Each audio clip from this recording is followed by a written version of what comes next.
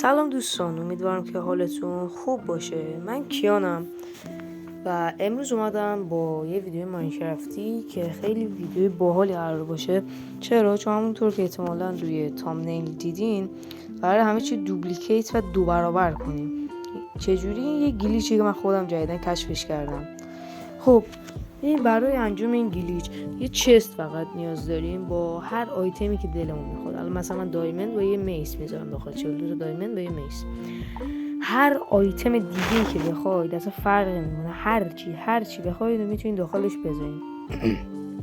هر چی که داخل چست جا میشه میتونید داخلش بذارید. خب بعد این گلیچ اینجوریه که یه کریپر میذاریم میادش کنار این چست و بعد سروایور بشین.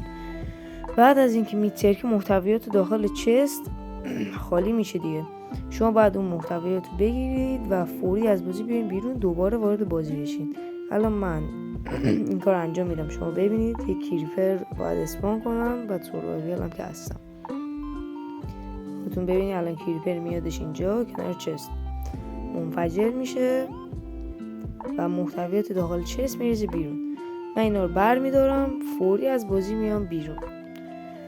بعد از اینکه بازی رو بستم اومدم بیرون، یه 10-15 ثانیه صبر میکنم ببخشید، دوباره وارد بازی میشم. دوباره که وارد بازی شدم الان خودتون میبینید و متوجه میشید. حتی باید یکی دو بار این گلیچ انجام بدین چون گلیچه دیگه. خب میبینید که بله 42 تا دایموند دستمه و یه میس هم دستمه و داخل چستم 42 تا دایموند و یه میس هستش، یعنی دوپلیکیت شد قشنگ، یعنی هر چیزی داشتم دو برابر شد.